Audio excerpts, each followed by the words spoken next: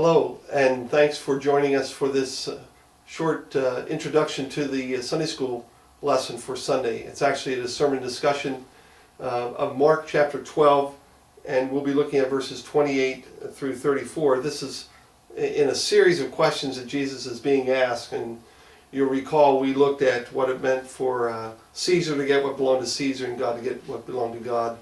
And we'll be looking now today, this Sunday, at the text that talks about the greatest commandment.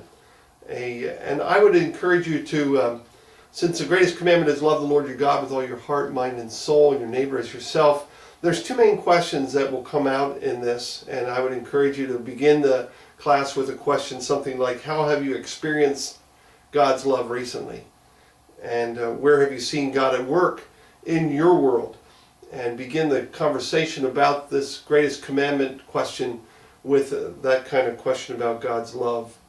And as you work through this text, to ask a couple questions, which you can walk down through the study guide, which is attached on the website as well under the learning resources. Why is it important to love God? And that's an important question to think about. Why is it important to love God? Is it because He's sort of a harsh taskmaster and God demands our love? An important question to think about with your class. Why is it important to love God? And then, how do we love God? And Jesus seems to give some direction from this Deuteronomy 6, the Shema, of how to love God. How do we love God, and how does that come out in our lives? And then how do we love our neighbors?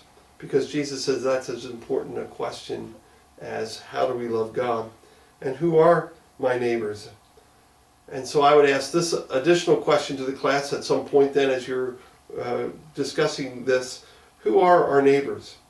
And I would say the definition of a neighbor is people in my contact who affect my experience.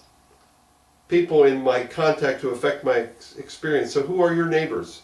And what ways have you been able to show love to your neighbors? And where have you found it difficult to love your neighbors? And I would encourage honest conversation about that with your classes, because I think it's important to understand how we can struggle with loving our neighbors.